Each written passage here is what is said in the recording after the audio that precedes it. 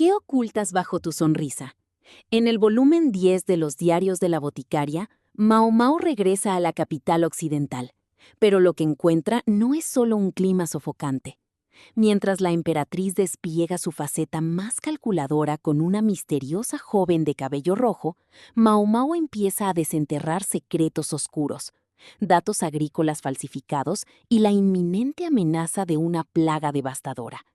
¿Podrán la ciencia y la astucia detener la catástrofe antes de que sea tarde?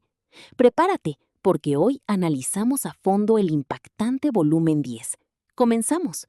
La historia comienza con un encuentro clave en una de las villas privadas del emperador. Hasta allí llega una joven llamada Yakin, quien baja de un carruaje luciendo un velo bordado en plata y túnicas de seda brillante. Ella se presenta como la sobrina de la emperatriz Gyokujou, aunque esta última tiene serias dudas sobre dicho parentesco. Gyokujou no recuerda tener parientes jóvenes tan atractivos y los sobrinos que conoce suelen ser crueles. Sin embargo, su hermano, Gyoku-ou, insiste firmemente en que la chica es su hija. Debido a su alto estatus como emperatriz, Gyokujou goza de privilegios de salir del palacio trasero para recibir a su supuesta sobrina en esta villa. En el lugar la acompaña Koku-u, una de sus damas de compañía, quien observa la situación con evidente preocupación. Al encontrarse de frente, Yakin se arrodilla ante la emperatriz en un gesto de profundo respeto. Es en ese instante cuando Gyokujou nota que la joven posee rasgos extranjeros muy marcados, un cabello rojo y unos ojos de un verde intenso, exactamente iguales a los suyos. Al mirarla con atención, la emperatriz detecta que Yakin, una mezcla de inocencia, ansiedad y una determinación oculta de su mirada. Esto le genera una fuerte nostalgia, recordándole a sí misma cuando llegó por primera vez a la capital y al palacio trasero. Al ver ese reflejo, Gyokujou no pudo evitar preguntarse si la joven también alberga alguna resolución privada. Pronto, las sospechas y las preguntas sobre los motivos ocultos empiezan a surgir. Gyokujou cuestiona internamente la verdadera razón del viaje de Yakin desde el oeste. Sospecha si la intención de su hermano es que la joven intente ganarse el afecto del emperador, aprovechando que el antiguo lugar de Gyokujou como consorte está vacante, o si quizás planea que intente acercarse al hermano menor del emperador. Durante toda la interacción, Yakin se muestra abiertamente cautelosa y desconfiada hacia la emperatriz. Gyokujou nota un detalle físico. La piel de la joven está seca debido al aire del mar, así que, en un gesto de aparente amabilidad, decide ofrecerle un hidratante, pero para demostrarle que es completamente seguro y disipar temores, lo prueba primero en su propia mano. A pesar de la evidente desconfianza de la joven, la emperatriz decide cambiar de estrategia y envolverla con una actitud extremadamente amable y maternal. Su plan es claro: cubrir cualquier hostilidad o espina que la chica pueda tener, ocultando todos bajo capas y capas de sonrisas suaves. Al final de este encuentro, descubrimos la faceta más calculadora de la emperatriz. En su interior, Gyokujou se siente aliviada de que Hoknian, su dama de compañía principal, no esté presente en ese momento, ya que considera que esta tarea es mucho más fácil de realizar sin su supervisión. El momento cierra con una profunda reflexión de Gyokujou. Sabe perfectamente que su sonrisa es su única y principal arma, una técnica táctica que su propio padre, Gyokuen, le enseñó a la perfección y a utilizar de manera constante. Ha pasado ya un año desde su última visita y Mao Mao está de regreso en la capital occidental, pero el reencuentro con esta tierra no es precisamente idílico. El clima es extremadamente caluroso y seco. De hecho, el calor es tan sofocante que el pobre médico charlatán, el eunuco que la acompaña, va sufriendo de lo lindo dentro del carruaje. Nada más llegar a la oficina administrativa, el trabajo empieza y el grupo se divide en 3 equipos para atender a los altos funcionarios. Las asignaciones médicas quedan de la siguiente manera. El primer equipo está formado por Mao Mao, el médico charlatán, y Tian Yu, un joven y talentoso cirujano. A ellos los envían al anexo del Lord Yoku-ou con una misión muy importante: cuidar de Jinshi, el mismísimo príncipe de la luna. Por otro lado, el doctor Zhou se queda en la oficina administrativa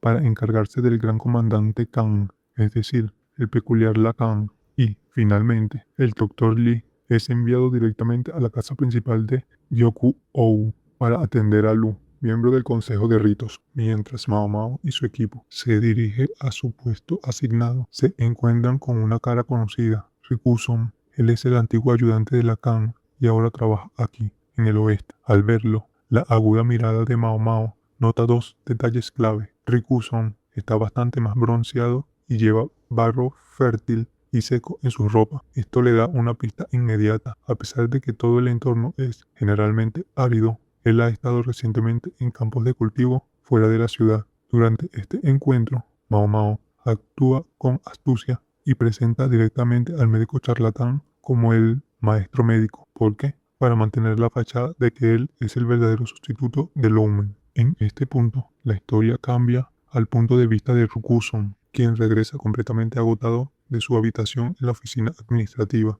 Aquí descubrimos sus razones. Resulta que Gyoku-ou lo había enviado a inspeccionar unas aldeas agrícolas. Rikuson tuvo que regresar a toda prisa porque tenía un mal presentimiento y, al llegar, confirmó su sospecha. La comitiva de la capital se había adelantado y llegó antes de lo esperado. Por si el cansancio fuera poco, a Rikuson le toca asistir a una comida bastante tensa. Debe sentarse a la mesa con su jefe actual, Gyoku-ou, y su antiguo jefe, Lacan. Sentirse atrapado entre estos dos hombres tan poderosos es increíblemente incómodo para él. Además, en el lugar también está On-sou, el actual ayudante de Lacan, a quien se le nota el desgaste y el agotamiento por tener que lidiar con las constantes excentricidades del estratega. Y hablando de excentricidades, Lacan no decepciona. Fiel a su estilo, ignora por completo el protocolo y se obsesiona con una sola cosa: comer unos bocadillos fritos con leche condensada de un restaurante muy específico de la capital,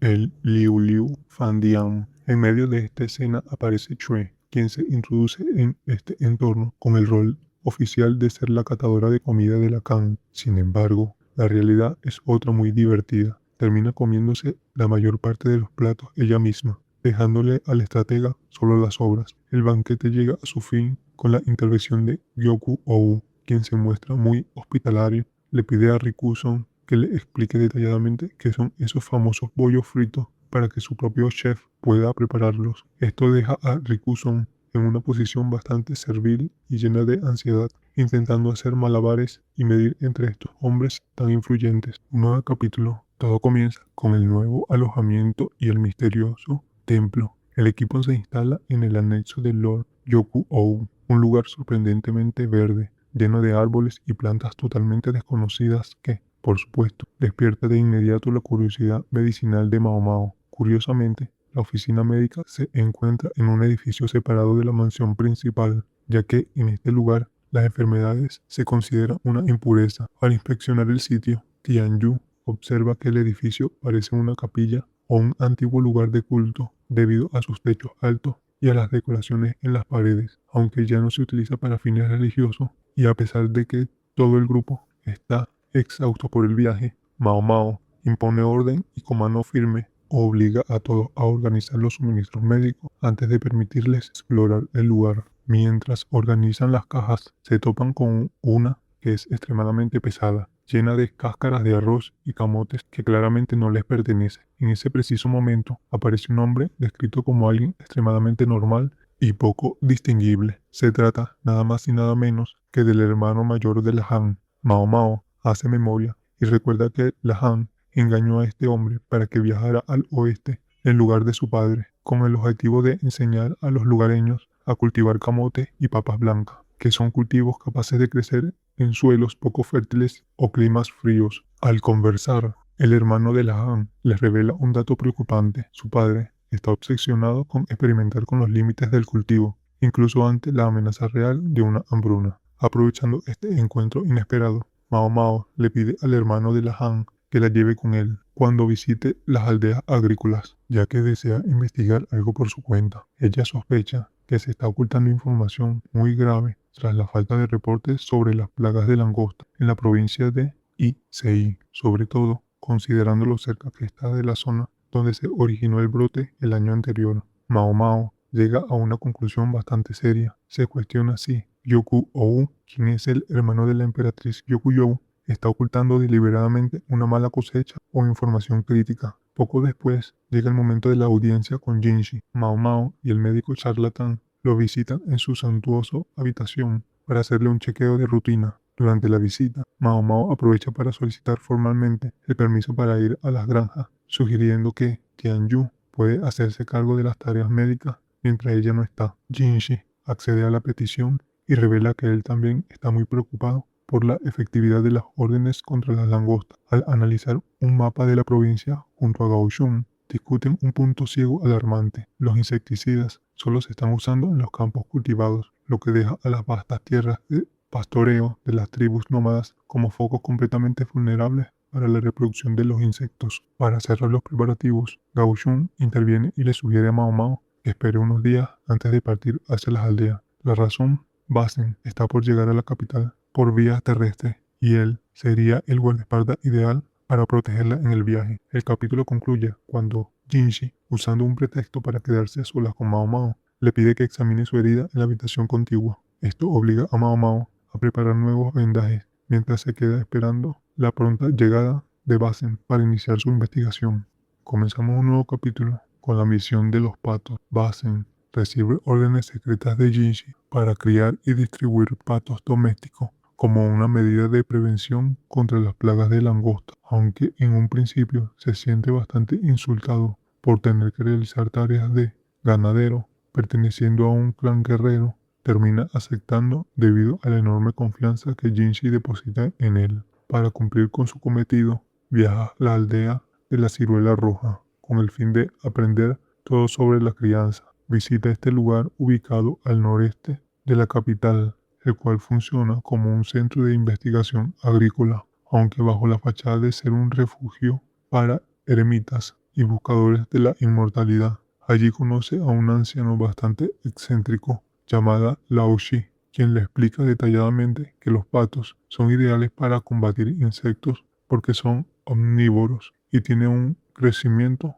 rápido. En este lugar donde ocurre el reencuentro con Lishu, el anciano envía a Basen a un cobertizo de incubación para que hable con su discípula. Para su absoluta sorpresa, resulta que la joven es Lishu, quien fue desterrada del palacio trasero tras los incidentes con la Dama Blanca. Basen la encuentra vestida de una forma muy sencilla, manchada de lodo y estiércol, pero nota que tiene una vitalidad que no poseía antes. Pasamos a las lecciones de crianza. Lishu se encarga de enseñarle los detalles técnicos de la incubación, explicándole que se deben mantener los huevos a una temperatura superior a la humana, voltearlos constantemente y controlar la humedad utilizando el vapor de unas aguas termales cercanas. Ante esto, vemos la resolución de Lishu. Basen se muestra muy preocupado por las condiciones de vida de ella, considerándolas inferiores, por lo que se ofrece a buscarle un trabajo mejor. Sin embargo,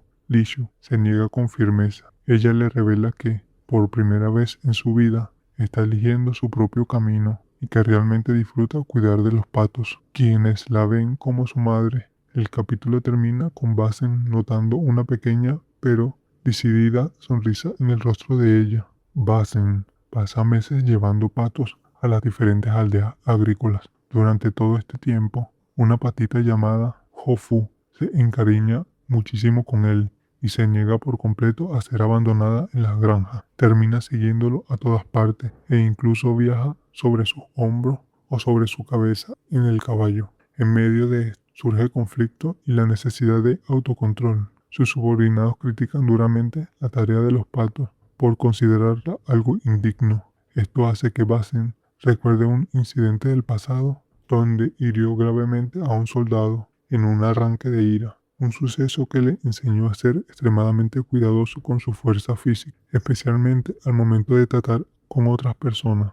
Y luego tenemos el consejo de Mai Mei. Basen regresa a su hogar y habla con su hermana mayor, Mai Mei. Ella nota de inmediato que Basen está enamorado y le aconseja que declare sus sentimientos antes de que el clan decida imponerle un matrimonio político. Mai Mei le advierte con claridad que él no es capaz de fingir afecto en un matrimonio arreglado, por lo que debe elegir por sí mismo. Se acerca la partida al oeste. Basen debe marcharse pronto hacia la capital occidental para cumplir su rol como guardaespaldas de Jinshi. Por ello, realiza una última visita a la aldea de las ciruelas rojas, con el objetivo de entregar un reporte y despedirse. Hofu se encarga de guiar a Basen hasta un lago donde Lishu se encuentra descansando. Con un gran nerviosismo y sin llevar ningún tipo de regalo formal, Basen se arma de valor y le pide a Lishu que lo acompañe a la capital occidental. Sin embargo, viene la promesa de futuro. Lishu, entre lágrimas, termina rechazando la oferta. Le explica que todavía se siente como una niña tonta, que podría ser utilizada fácilmente como una herramienta política, por lo que ir con él en este momento solo representaría una carga. A pesar de esto, le pide que por favor vuelva por ella cuando haya ganado más confianza en sí misma. Como conclusión, Basen acepta la petición con muchísimo entusiasmo y le promete convertirse en un hombre digno de protegerla. El capítulo cierra con la imagen de Lishu sonriendo, lo que representa el verdadero inicio de la primavera en la vida de ambos, mientras Basen se prepara para cumplir con su deber en el oeste, manteniendo firme la esperanza de regresar por ella. Nos movemos de escena, donde 3 días después de que Mao Mao llegara a la capital occidental, Basen hace su aparición trayendo consigo una sorpresa de lo más peculiar, una pata doméstica llamada Hofu, quien viene cómodamente posada sobre su hombro. Según explica el propio Basen, por órdenes directas de Jinshi, ha estado criando y distribuyendo patos en las aldeas para combatir las plagas que azotan la región. Sin embargo, la pequeña Hofu se encariñó tanto con él que simplemente se negó a marcharse de su lado. Ante esto, Chue no tarda en sugerir, a modo de broma, que podrían cocinarla, pero Mao Mao decide que lo más sensato es confiar al hermano de la Han, quien afortunadamente ya tiene experiencia previa con la agricultura. Poco después, comienzan los preparativos para la partida. Mao Mao logra obtener el permiso necesario para realizar una gira de inspección por las aldeas agrícolas, utilizando como la excusa perfecta la búsqueda de plantas medicinales o de nuevos pesticidas. Para esta travesía, el equipo queda conformado por la siguiente manera. Mao Mao viaja con Basen como su guardaespaldas y con Chue como acompañante y chaperona. Por otro lado, el primer grupo, liderado por el hermano de la Han, parte con antelación en un carruaje fuertemente cargado con papas de siembra, acompañados por soldados, granjeros y 2 guías locales. Durante el trayecto a caballo, el viaje se vuelve introspectivo. Mao Mao observa con antelación la sutil curvatura del horizonte, lo que le hace recordar de inmediato las sabias enseñanzas de Loumen sobre un mundo esférico. Al mismo tiempo, comienza a experimentar en carne propia el aire seco y ralo, característico de la meseta. En un gesto de aparente amabilidad, Chue le entrega a Mao Mao una capa lujosa y elegantemente bordada para protegerla del inclemente viento, mientras que ella decide usar una muchísimo más sencilla. Sin embargo, la tranquilidad del viaje se rompe abruptamente. Mientras el grupo se encuentra descansando cerca de un pozo de agua, son rodeados por una banda de bandidos que exigen de forma agresiva todo su dinero y a las mujeres. Pero lo que parecía una situación de peligro real se vuelve en cuestión de segundos gracias a la fuerza devastadora de Basen. Con sus propias manos desnudas, Basen derrota por completo a los 3 atacantes, demostrando una fuerza aterradora capaz de romper huesos con una facilidad pasmosa. En ese instante, Mao Mao descubre el secreto detrás de semejante poder.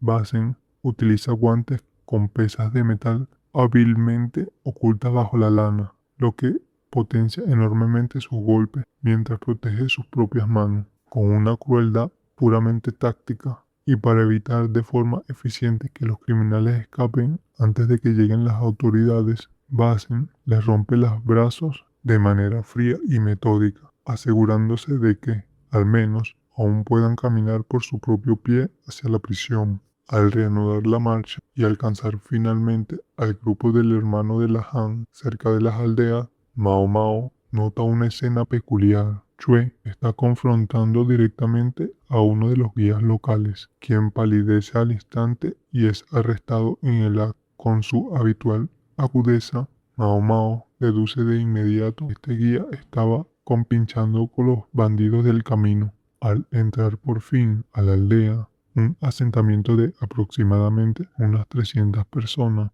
el equipo se instala en tiendas portátiles, muy similares a las que usan los pueblos nómadas. Allí, donde el jefe de la aldea les menciona un dato sumamente interesante. Rikuson estuvo en ese mismo lugar recientemente. Una vez que logran quedarse a solas dentro de su tienda, Mao Mao decide confrontar directamente a Chue, revelándole paso a paso que ya ha deducido todo su plan. Primero, el cebo. Chue separó los grupos a propósito y le entregó a Mao Mao la capa lujosa con la única intención de hacerla parecer un objetivo valioso para un rescate, atrayendo así a los bandidos directamente hacia el grupo que contaba con el guerrero más fuerte, es decir, Basen. Segundo, la trampa. Chue contrató intencionalmente a un guía sospechoso y le proporcionó información completamente falsa sobre su ruta que tomarían. Todo esto para confirmar si era un traidor y forzar el ataque en un lugar controlado, manteniéndolo convenientemente lejos de los civiles y del valioso cargamento. Finalmente, el fuerte del engaño. Chue termina confesando que ella misma compró la lujosa capa y que en ningún momento fue un regalo de Jinshi, admitiendo de forma implícita que opera bajo una agenda propia y que no siempre incluye las órdenes directas del príncipe. La intensa jornada termina con un movimiento misterioso por parte de Chue, quien sale a comprar 3 cabras utilizando sal como método de pago, un recurso sumamente valioso en esa zona. Su objetivo con esto es una misteriosa negociación nocturna, dejando a una exhausta Mao Mao descansando a solas en la tienda. En un nuevo capítulo, la mañana comienza con el hermano de la Han inspeccionando la tierra. Tras revisarla, determina que el suelo es bueno, pero casi demasiado rico para ciertos cultivos. Explica que, en un suelo muy nutritivo, las patatas desarrollan demasiadas hojas y pocos tubérculos, mientras que las papas blancas se vuelven propensas a enfermedades. Pero la verdadera indignación profesional del hermano de la Han llega al observar los campos de trigo locales. Nota que los agricultores no han realizado el pisoteo del trigo, una técnica esencial para fortalecer las raíces y fomentar el crecimiento. Ante semejante descuido, no se queda de brazos cruzados, comienza a recorrer el campo con un curioso paso de cangrejo para pisotear los brotes él mismo. Para hacer la escena más extraña, Chue se une a él por pura diversión, dejando a los aldeanos observándolos con total desconcierto. Más tarde, durante el desayuno, que consiste principalmente en carne de oveja,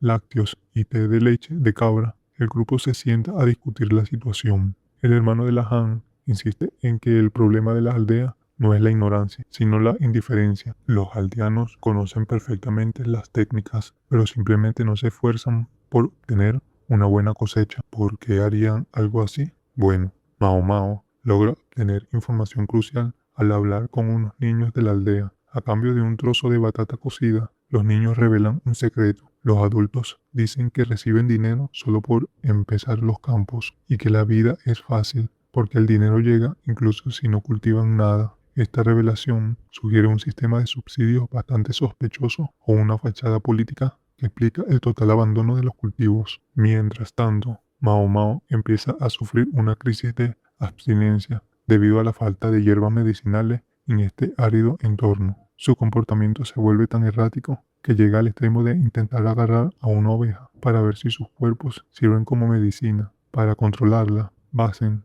decide revelar un paquete que le dio la dama Suirem. Antes de partir, el paquete contiene un caballito de mar seco, conocido como bastardo del dragón, un ingrediente medicinal muy valioso. Sin embargo, siguiendo las estrictas instrucciones de Suirem, Basen le advierte que solo podrá tenerlo una vez que el trabajo esté terminado. Esto, por supuesto, motiva instantáneamente a Mao Mao a recuperar la compostura. Buscando el único campo de trigo de la zona que parece estar bien cuidado y dividido, el grupo llega a una pequeña cabaña y a un santuario de ladrillo. Allí encuentra a Niang Zeng, un hombre con el cuerpo cubierto de cicatrices al que le falta un ojo y el dedo índice de la mano derecha. Basen, con su instinto, detecta inmediatamente que este hombre tiene el aura de un soldado experimentado y no la de un simple campesino. Nian Sen les revela que Rikuson estuvo allí 10 días antes y lo ayudó con un ritual para prevenir una mala cosecha. Entonces, el anciano desafía a Mao Mao a adivinar qué solían ser en el pasado. Tras observar sus heridas de mutilación, que son típicas de criminales o castigos, y considerando el contexto de los rituales, Mao Mao lanza una pregunta impactante. ¿Fue usted un sacrificio humano, señor? Nian Sen, sorprendido y muy satisfecho con la agudeza de Mao Mao, admite que esa es una forma de verlo y se dispone a contarle su historia, cerrando el momento con una atmósfera de revelación inminente. Hace más de 50 años, Nian Sen no era el hombre que vemos hoy. Él pertenecía a una tribu de nómadas guerreros que operaban principalmente como bandidos. Su vida entera consistía en criar ganado y saquear aldeas o tribus vecinas para robar suministros y mujeres. De hecho, el propio Nian Sen admite que, en aquel entonces, veía el robo y el secuestro como algo perfectamente natural. Sin embargo, en las llanuras existía una regla no escrita que todos respetaban. Nadie tocaba a las tribus de los lectores del viento. Ellos eran considerados sacerdotes que realizaban rituales esenciales, criaban aves y tenían la increíble capacidad de predecir el clima con exactitud. Pero la tribu de Nian Sen rompió esta regla sagrada cuando el hijo del cacique decidió que quería a una joven de los lectores del viento como esposa. Sin medir las consecuencias, atacaron a la tribu mientras realizaban un ritual que parecía completamente inofensivo, donde los hombres trabajaban la tierra con azadones y las mujeres seguían a unas aves domésticas. Trágicamente, fue el propio Nian Sen quien disparó la primera flecha que inició la masacre. Los bandidos asesinaron a todos los hombres y mujeres mayores, vendieron a los niños como esclavos y, en un acto de ignorancia fatal, se comieron a las aves del ritual. Nian Sen recuerda haber matado a un pájaro que seguía picoteando el suelo incluso durante el saqueo, sin tener la idea de que esas aves eran lo único que evitaba el desastre. El castigo no tardó en llegar. Unos años después, una gran sombra oscura cubrió el cielo.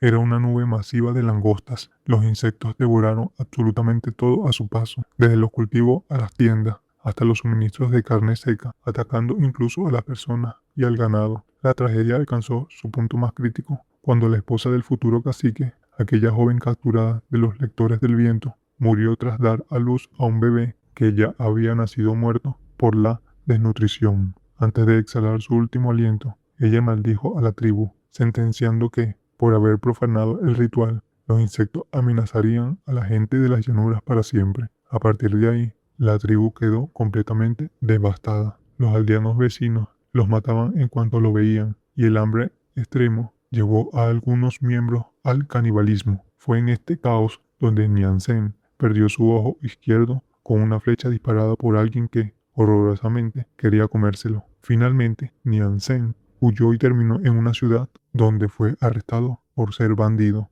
En lugar de ser ejecutado, lo cortaron un dedo para asegurarse de que nunca más pudiera volver a usar un arco y lo convirtieron en un siervo agrícola bajo las órdenes del clan Yi, quienes eran los antiguos gobernantes antes de Gyokuen. Es aquí donde Nian Sen revela una verdad crucial. El gobernador del clan Yi conocía las verdaderas importancias de los lectores del viento y por eso dispersó a los sobrevivientes del ataque por las tierras para intentar replicar el ritual, aunque el ritual actual está incompleto, ya que ahora usan pollos en lugar de las aves originales de los lectores del viento. Nian Sen se considera a sí mismo un sacrificio humano. Él vive únicamente para mantener esta ceremonia y evitar que las langostas regresen con la misma fuerza que en su juventud. Al final, Nian Sen afirma con total sinceridad que se queda en esa aldea por una sola razón, porque nunca, bajo ninguna circunstancia, quiere volver a sentir a las langostas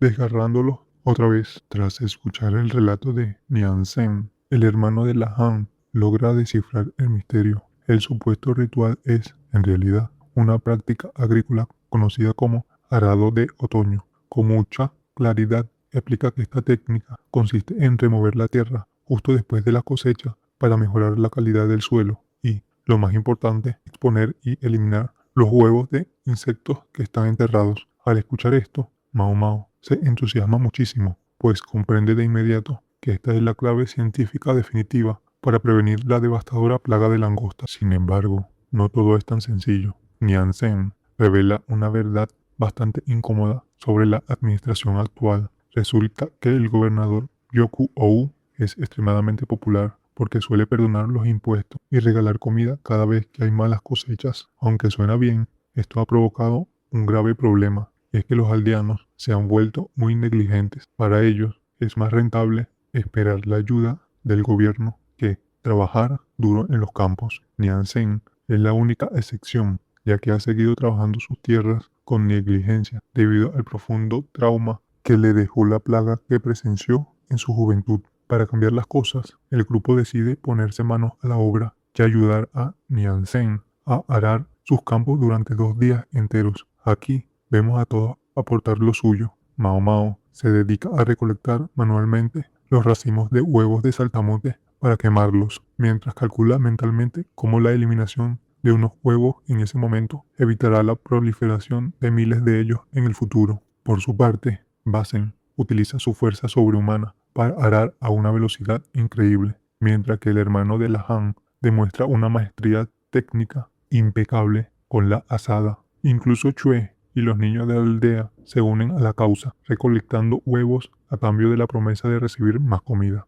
Para motivar al resto de los aldeanos, Mao Mao decide que es momento de organizar un banquete festivo. El hermano de la Han se encarga de cocinar las batatas de forma experta, actuando como un verdadero hermano mayor para los niños de la aldea que no dudan en ayudarlo. Mientras tanto, Chue se encarga de la ambientación y decoración, acomodando el antiguo santuario con estandartes rojos y lámparas de grasa animal, logrando darle al lugar un aire sagrado y muy ceremonial. Cuando los aldeanos adultos se acercan llenos de escepticismo, el grupo pone en marcha una representación teatral para validar el ritual ante sus ojos. Basen actúa como una figura sagrada, recitando un guión preparado por Chue sobre la importancia de adorar al dios de la tierra. Es en ese momento cuando Mao Mao utiliza sus conocimientos químicos para realizar verdaderos milagros ante la multitud. Usa sal para volver las llamas de un color amarillo brillante y luego vierte alcohol sobre un espejo de bronce para crear un místico fuego azul verdoso. Aprovechando el impacto,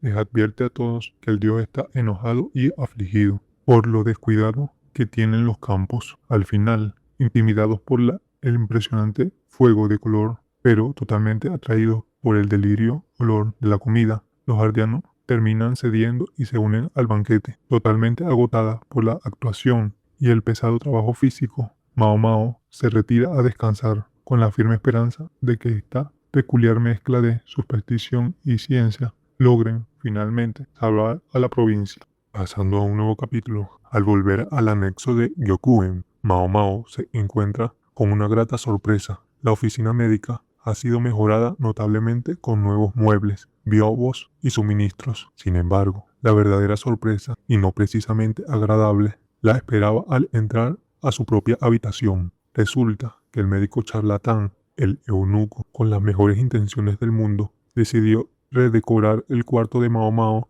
con un estilo extremadamente femenino y cursi. La habitación ahora está repleta de encajes, flores secas, un dosel rosa, cereza e incienso floral. Aunque Mao Mao quedó completamente horrorizada por este estilo tan lindo, decidió fingir que le gustaba para no herir los sentimientos del pobre médico. Eso sí, la que no se salvó fue su paciencia, ya que Tianyu comenzó a burlarse cruelmente de la situación. Como una pequeña y silenciosa venganza, esa misma noche Mao Mao le sirvió a Tianyu un té de suertia extremadamente amargo. Poco después, Chue escolta a Mao Mao hacia los aposentos de Jinshi bajo el pretexto de realizarle un examen médico. Al llegar allí, Mao Mao se topa con una escena doméstica bastante peculiar. Por un lado, Basen está siendo regañado severamente por su madre, Tao Mei, debido a que él se niega rotundamente a separarse de su pata Hofu, al punto de intentar mantener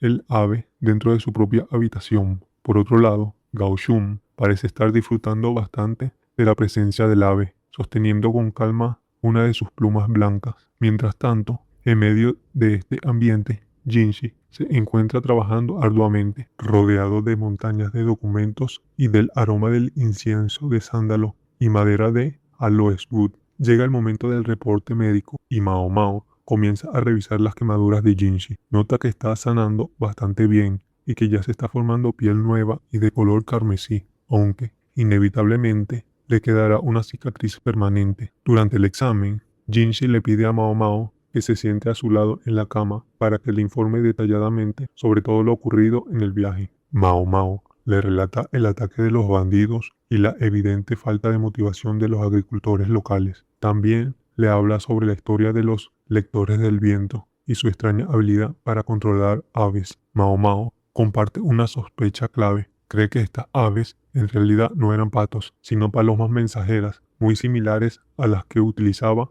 la Dama Blanca en el pasado para coordinar sus ataques. La conversación pasa rápidamente a la intriga política. Jinshi le revela que él ya ha comenzado a implementar el uso de palomas para comunicarse de forma rápida con la capital, y le muestra una carta que recibió de la emperatriz Yokuyou. En dicha carta, la emperatriz indica que ella misma se encargará de los asuntos relacionados con su sobrina, la hija de Yoku-ou, lo que sugiere una clara y latente tensión familiar. Además, discuten sobre los informes de cosecha falsos. Jinshi sospecha firmemente que en la provincia de Issei se está inflando los números de las cosechas para ocultar desastres naturales o plagas. En ese momento, Mao Mao aprovecha para preguntar por el clan Yi, un nombre que fue mencionado por Nianzhen. Jinshi le explica que este clan fue completamente aniquilado hace 17 años por orden de la emperatriz regente. Era un clan matrilineal que servía directamente al trono, pero lo más extraño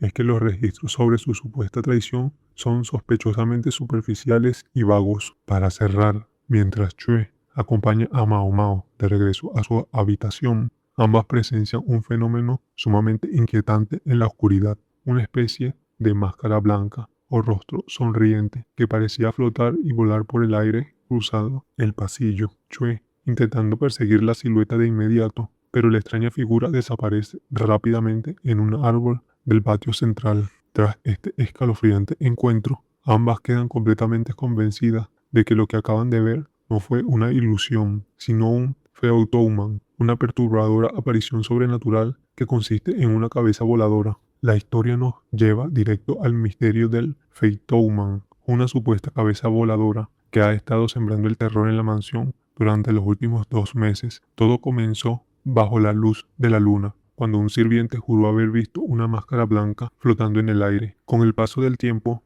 el rumor se transformó y los informes se volvieron más aterradores. Ya no hablaban de una simple máscara, sino de la cabeza incorpórea de una mujer. Por supuesto, esto llama la atención de Mao Mao, quien de hecho vio esa misma máscara la noche anterior. Durante el desayuno, decide discutir el tema con Lihaku, Tianyu y el doctor. Es aquí donde Lihaku revela un dato importante. Está llevando a cabo una investigación oficial sobre este fenómeno por orden directa del mismísimo príncipe Luna, es decir, Jinshi. Decidida a resolver el misterio, Mao Mao va a investigar el patio exacto donde vio aparecer el fenómeno. Acompañada por el médico Tianyu, al inspeccionar un gran árbol de osmanto, su agudo sentido de la observación da frutos. Encuentra excremento de pájaro y una egagropila, que es una bola de restos no digeridos como huesos y alas de insectos. Esto le da una pista clave. En ese árbol habita un ave de rapiña nocturna de tamaño considerable. Para confirmar su teoría, el grupo convence al jardinero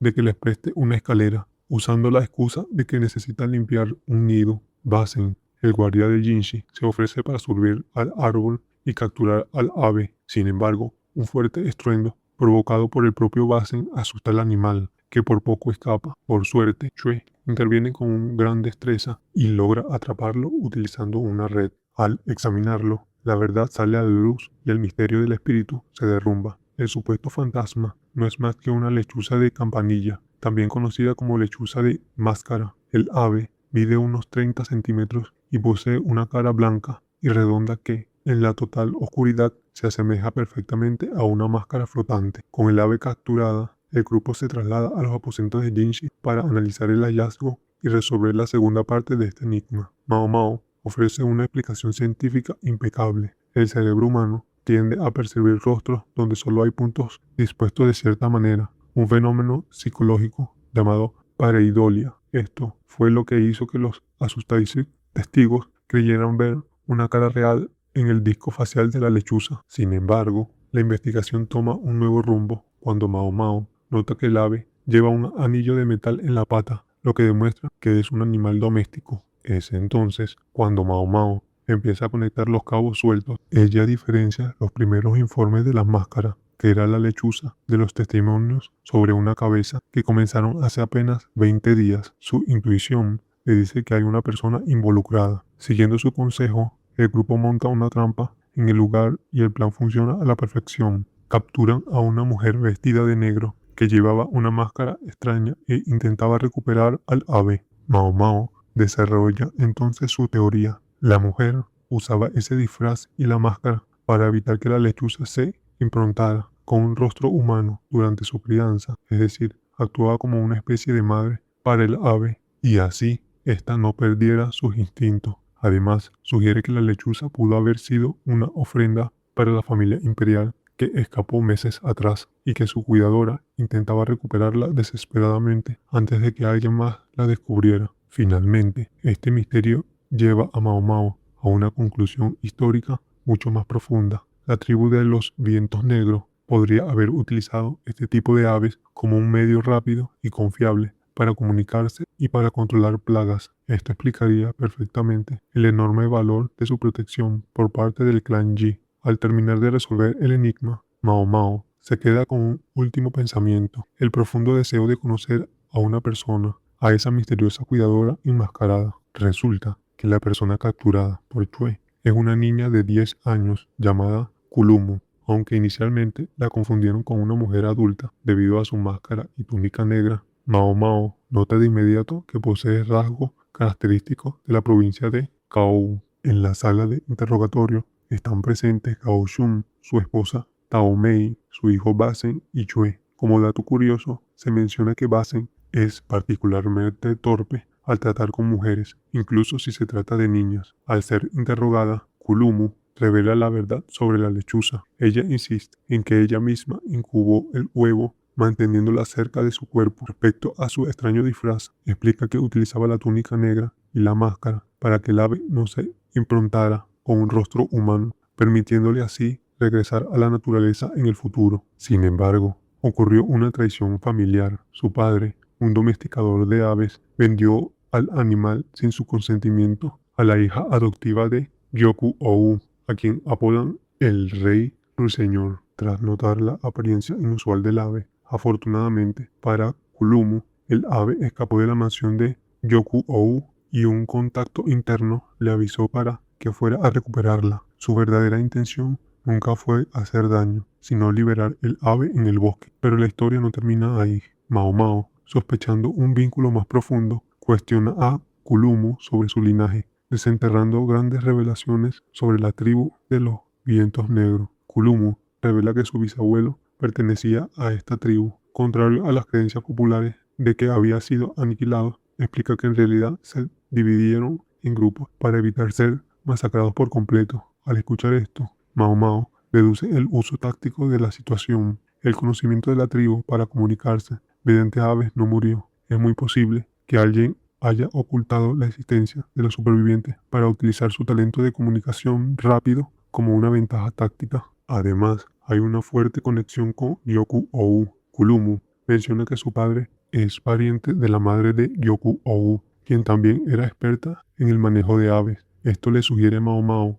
una teoría impactante. La madre de Gyoku-ou podría ser una del clan Viento Negro, lo que uniría muchas piezas del rompecabezas político. Para cerrar el encuentro, y a pesar de la resistencia de la niña, la imponente presencia de Tao Mei logra que Kulumu ceda a cooperar y acepte presentarles a su padre. Finalmente, Tao Mei, actuando con mucha astucia, insta a Mao Mao a que comparta todas sus deducciones y conjeturas directamente con Jinxi. De esta manera, no solo podría ayudarlo a prepararse para los eventos futuros, sino que también le daría una buena oportunidad para relajarse. Empezamos un nuevo capítulo con Mao Mao, que expone sus deducciones sobre la misteriosa tribu de los vientos negros, uniendo pistas anteriores con nuevos hallazgos. Resulta que esta tribu cumplía funciones agrícolas fundamentales. Por ejemplo, realizaban el arado de otoño para destruir los huevos de insectos y así prevenir terribles plagas. Sin embargo, Su verdadero valor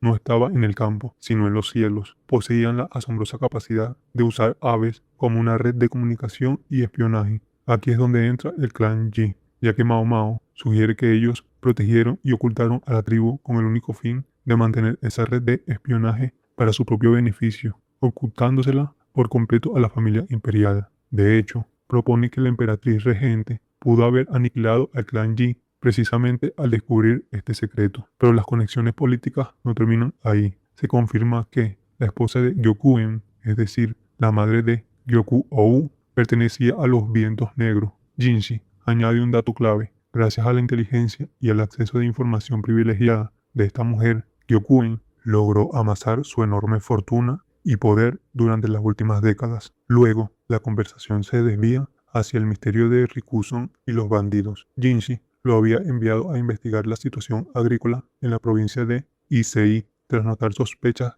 de irregularidades en los informes de cosecha. Es entonces cuando Chue revela algo impactante. Rikuson fue atacado por los mismísimos bandidos que intentaron emboscar a Mao Mao anteriormente. El responsable de todo fue un guía que filtraba información sobre los viajeros inexpertos a los criminales. Ante esto, Chue plantea varias especulaciones. Pudo ser una simple coincidencia, un intento de intimidación para frenar la investigación de Rikuson, o incluso cabe la posibilidad de que el propio Rikuson fingiera ser una víctima por motivos desconocidos. Al final, Jinshi admite que no está completamente seguro de cuáles son las verdaderas intenciones o la identidad de Rikuson. Por otro lado, surge el problema de la cobertura de Mao Mao. A ella le preocupa bastante ser descubierta por el doctor Tianyu, un médico muy perspicaz que podría sospechar de sus frecuentes visitas a Jinshi. Para solucionar esto y proteger su identidad, Suirem informa que le ha dicho a Tianyu que Mao Mao está recibiendo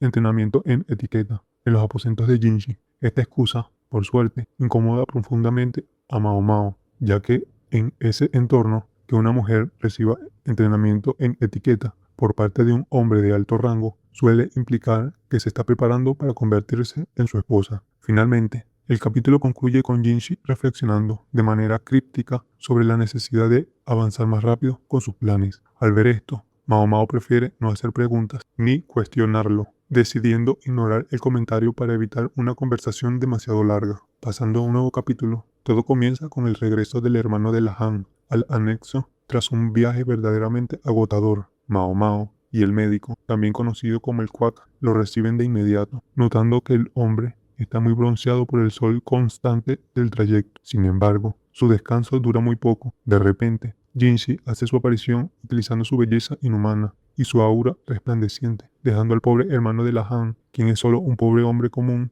completamente paralizado y temblando por los puros nervios. Aquí es donde vemos la manipulación carismática de Jinshi, quien utiliza su atractivo como un arma de presión para manipularlo. Para lograrlo, el príncipe emplea una combinación de tácticas perfectas. Primero, recurre a los halagos excesivos, elogiando el talento del hermano de la Han en la agricultura y calificándolo como un experto de conocimientos muy superiores a los que cualquier granjero promedio tendría. Luego, aplica una falsa humildad, donde Jinshi finge ignorancia sobre temas como el arado de otoño y el cultivo de trigo, pidiéndole directamente al hombre que lo ayude a corregir su ignorancia. Y por si fuera poco, lanza su ataque de belleza final, cuando Jinshi le pide su ayuda directamente, con una expresión de ligera tristeza y una sonrisa deslumbrante. El hermano de la Han queda completamente derrotado y se vuelve incapaz de negarse. Es en ese momento cuando se revela la verdadera misión: prevenir la plaga. Jinshi muestra un mapa de la provincia de Issei, marcado con un círculo que representa aldeas agrícolas. La tarea es sumamente urgente. El hermano de la Han debe viajar a cada una de estas aldeas para enseñarles la técnica del arado de otoño y el cultivo de papas. Respecto al alcance, Chue menciona que la aldea más lejana está a unos 400 kilómetros de distancia y el plazo es estricto. Debe completar las instrucciones en todas las aldeas en un periodo de 2 meses. Aunque todo esto se presenta como una simple instrucción agrícola, el objetivo real y al fin último de Jinshi es prevenir una catástrofe de plagas de insectos, específicamente langostas, antes de que ocurra. Al ver toda la situación, ocurre la intervención de Mao Mao. Ella, aunque encuentra bastante asquerosa la forma en que Jinshi utiliza su belleza para manipular a los demás. Reconoce que es una necesidad política para mantener la estabilidad del país, así que, sintiendo lástima por el hermano de la Han, Mao Mao decide prepararle una bebida de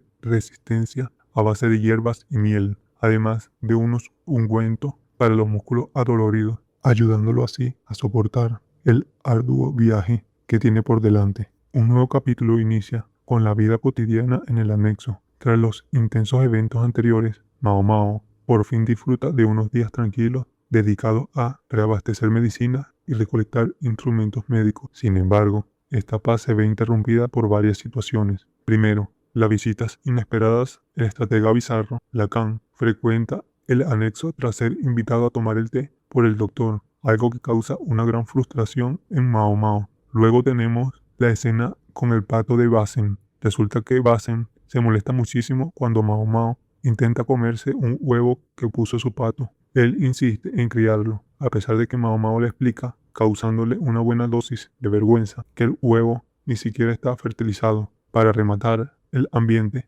Mao Mao presencia un momento bastante inusual entre Gao Shun y su esposa Tao Mei, a quienes ve caminando del brazo. Al sentirse observada, Tao Mei reacciona con una timidez agresiva y, del puro impacto, termina empujando a Gao Shun a un estanque. Mientras esto pasa, vemos el progreso del hermano de la Han. Ya ha pasado un mes desde que partió en su misión agrícola y Jinshi recibe informes periódicos a través de palomas mensajeras obtenidas de Kulumu. Los reportes indican que el hermano de la Han está trabajando extremadamente duro, cumpliendo con creces el cronograma de visitas a las aldeas de la provincia de Issei. Lo curioso es que, debido al espacio tan limitado en los mensajes de la paloma, el hombre ni siquiera puede firmar con su nombre, lo que resalta por completo su estatus de héroe anónimo. Es en este punto cuando se organiza la expedición a los campos de trigo. Mao Mao le solicita permiso a Jinshi para visitar las aldeas durante la cosecha. Sus motivos son principalmente médicos y de seguridad, ya que quiere hacer una detección de cornezuelo, un hongo negro bastante tóxico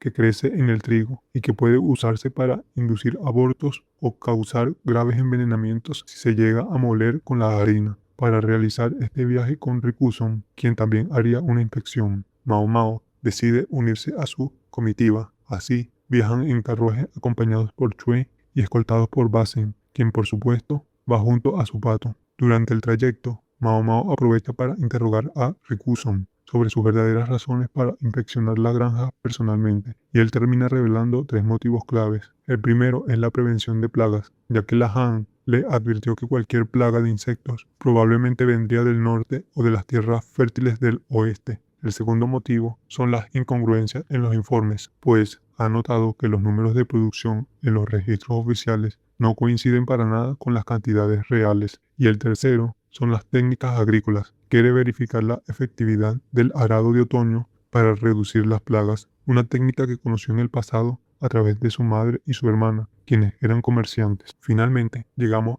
al mensaje urgente y la amenaza final. Al llegar a una aldea que muestra una cosecha dorada y prometedora, toda la calma se rompe de golpe con la llegada de un jinete exhausto. Este hombre entrega un mensaje urgente del hermano de la Han. Al revisarlo, ven un criptograma. El mensaje es apenas una línea con un manchón negro, tachado violentamente, escrito de forma rápida con carbón en medio del caos. Es aquí donde llega la conclusión de Mao Mao, quienes reconocen el dibujo de inmediato. Es idéntico a uno que le dio una niña llamada Hazul el año pasado. La línea representa el horizonte y el manchón es una nube oscura. Al mirar al cielo, que aún está despejado, Mao Mao comprende el verdadero horror. La temida plaga de langostas ha llegado. El capítulo termina de forma sombría con su declaración: ya vienen. Al principio, Mao Mao intenta advertir a los agricultores sobre la amenaza, pero ellos se muestran completamente escépticos. Incluso se burlan de la advertencia, argumentando que el clima es perfecto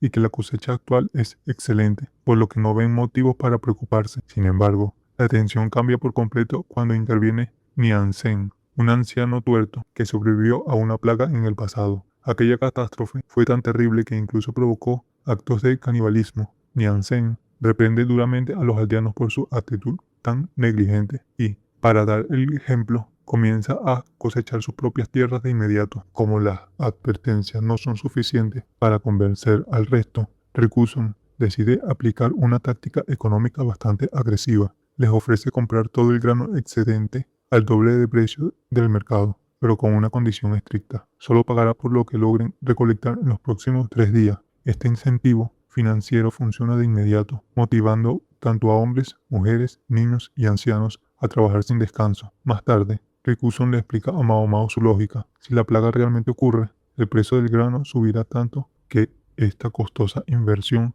habrá valido totalmente la pena. Para acelerar el proceso y ganarle tiempo al reloj, el grupo implementa varias estrategias de supervivencia y logística. Primero, siguiendo el sabio consejo del anciano Nianzhen, los aldeanos realizan una cosecha selectiva, recolectando únicamente las espigas de granos en lugar de cortar el tallo completo, lo que les ahorra muchísimo tiempo y espacio de almacenamiento. Por otro lado, Mao Mao se encarga de la alimentación y la moral, preparando grandes ollas de un guiso nutritivo y a base de leche, carne seca y hierbas para mantener la energía de todos los trabajadores. Mientras Mao Mao elabora pesticidas herbales, ella y otros miembros del grupo ayudan a sellar los almacenes con barro para evitar que entre un solo insecto. Al mismo tiempo, aprovechan la fuerza sobrehumana de Base, quien carga múltiples sacos pesados a la vez, aunque su falta de delicadeza termina causando algunos daños accidentales en las estructuras. Pronto, la urgencia de la situación se confirma gracias al informe del hermano de la Han, quien envía un mensaje desesperado indicando que las langostas ya han comenzado su rastro de destrucción en la provincia de Isei y se dirigen directamente hacia el este. La catástrofe no tarda en presentarse. En el segundo día de trabajo intensivo, Rikuson nota una extraña nube negra en el horizonte. Aunque inicialmente parece una simple nube de lluvia, la aguda vista de Basen y un zumbido que Mao Mao empieza a percibir confirman el horror. No es agua lo que se acerca, sino el enjambre de langosta. El capítulo termina con un momento de máxima tensión, con Mao Mao y Chue haciendo sonar una alarma improvisada, golpeando ollas para alertar a toda la aldea de que los insectos ya están allí. El siguiente capítulo comienza con el inicio del ataque, justo cuando se había logrado recolectar aproximadamente el 70% de la cosecha. Aparecieron los primeros insectos. Eran criaturas aterradoras, más oscuras y con patas más largas que los saltamontes comunes. A pesar de la inminente llegada de la plaga, se dio la orden de continuar la cosecha a toda costa, mientras se encendían antorchas para intentar repeler mínimamente. Mientras tanto, las mujeres y los niños se refugiaron en casas selladas con barro y telas, bajo instrucciones estrictas de no encender fuegos internos y de matar a cualquier insecto que lograra infiltrarse en el interior. A partir de ahí, vemos los esfuerzos desesperados del grupo, donde cada miembro del equipo de Mao Mao asumió un rol crítico durante el asalto. Por un lado, Basen utilizó una enorme red para capturar nubes de langosta con gran velocidad, arrojándolas luego en cubetas de aguas para ahogarlas. Por otro lado, Chue se encargó de repartir bolsas con leches de cabra endulzadas para mantener la energía de los defensores en lo que se preveía como una batalla larga. Además, tuvo que someter a un hombre que enloqueció por las picaduras y empezó a agitar una guadaña y una antorcha sin control. Mientras tanto, Rikuson recorrió la casa asegurando las grietas y tratando de calmar a los aldeanos aterrorizados, quienes no podían ver absolutamente nada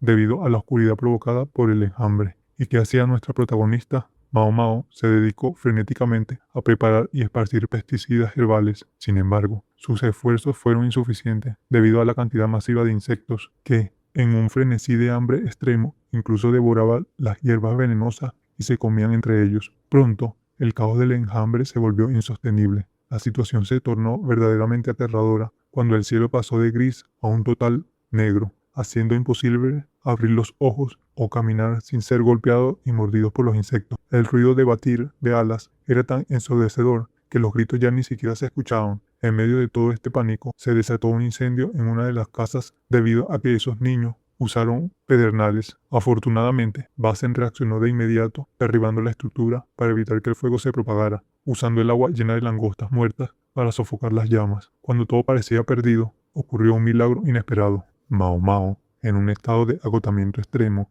y con las manos rojas e hinchadas por las toxinas de las plantas, fue abordada por Rikuson, quien miraba el cielo con esperanza. De repente, la temperatura bajó drásticamente y comenzó a caer granizo. El frío y los impactos de hielo ralentizaron visiblemente el movimiento de la langosta. Mao Mao, interpretando este desastre meteorológico como un verdadero regalo del cielo que ayudaría a detener la plaga, comenzó a celebrar deliberadamente en lo que describió como una danza del granizo, sin sentir el dolor de las picaduras ni del hielo que la golpeaba. Sin embargo, el capítulo concluye de forma completamente abrupta cuando Mao Mao recibe un fuerte golpe de granizo en la cabeza y pierde el conocimiento, justo mientras Rikuson corre desesperadamente hacia ella. Un nuevo capítulo comienza con Mao Mao recuperando el conocimiento dentro de una tienda de campaña. Su último recuerdo era haber sido golpeada por un granizo de gran tamaño durante la terrible plaga de langosta. Al despertar, Lee Haku y Chue le informan que estuvo inconsciente un día entero.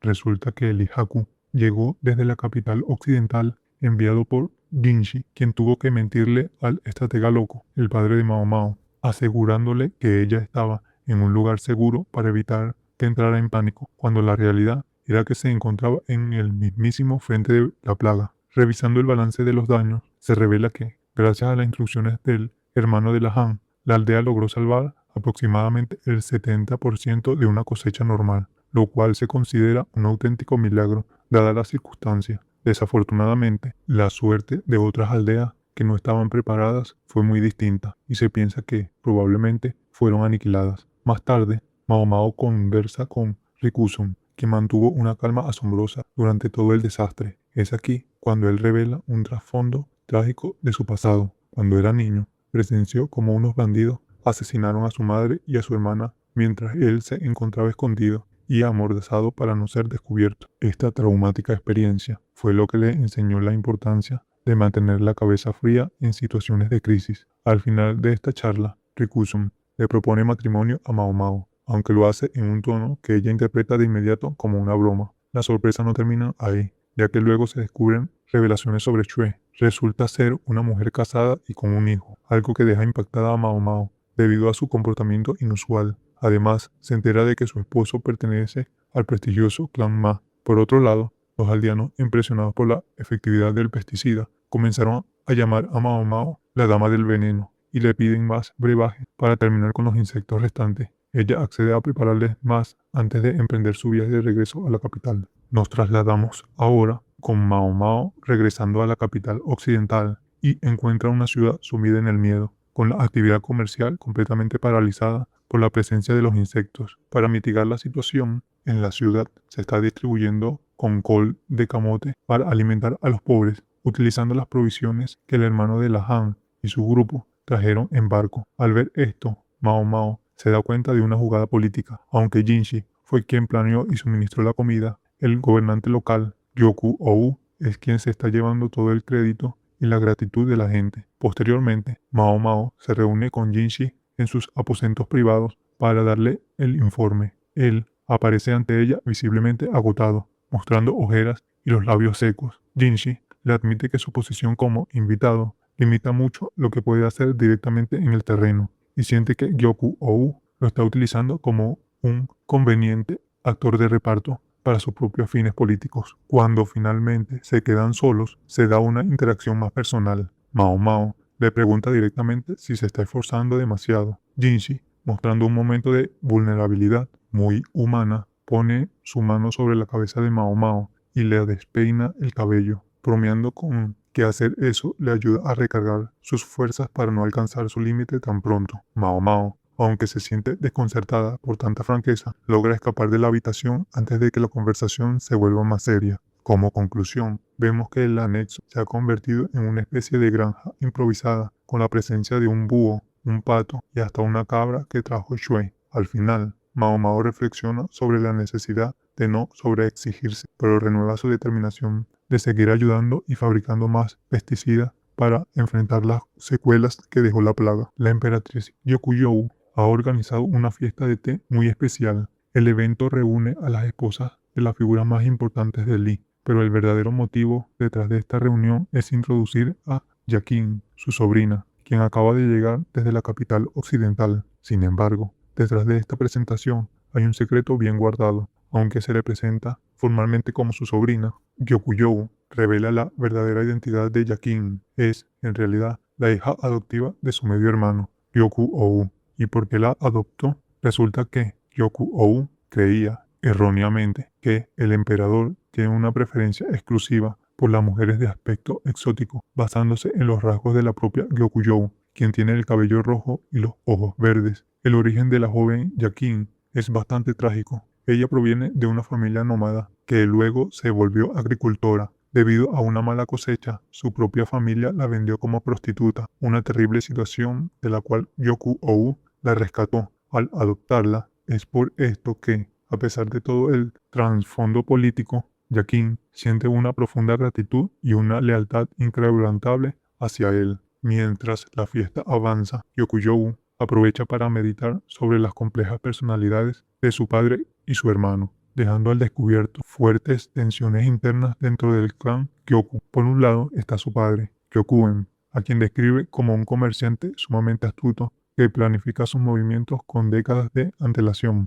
Gyokujou tiene muy claro que el amor de su padre no es incondicional. Él la valora estrictamente según su utilidad y su peso político. Por eso, ella se esfuerza constantemente en aumentar su propio valor ante sus ojos. Por otro lado está su hermano, Gyoku-ou. Gyokujou lo describe como alguien que siempre se cree justo, pero que en el fondo es sumamente xenófobo. Lo irónico es que, a pesar de ser un comerciante en una ciudad de intercambio, desprecia por completo los rasgos extranjeros de Gyokujou, contradiciendo directamente las enseñanzas de su padre sobre ser un buen vecino con los extranjeros. Pero la aparente calma de la fiesta de té está por romperse de golpe cuando la dura realidad del oeste irrumpe en la capital. La primera en mostrar su preocupación es la propia Yakin, quien le expresa a la emperatriz su gran temor por la inminente llegada de los insectos a la provincia de Issei y el terrible impacto que esto tendrá en los cultivos. Justo en ese momento,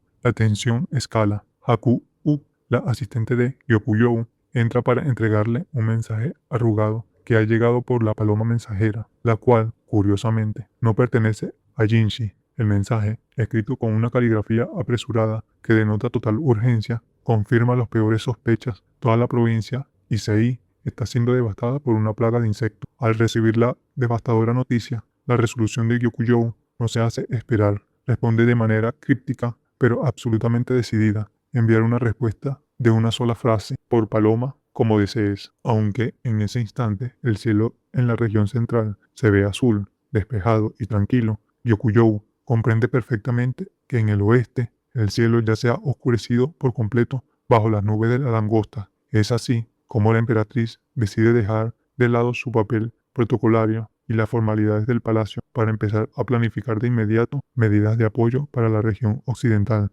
Esto marca el inicio de su propia batalla política y logística, una lucha crucial para salvar su tierra natal.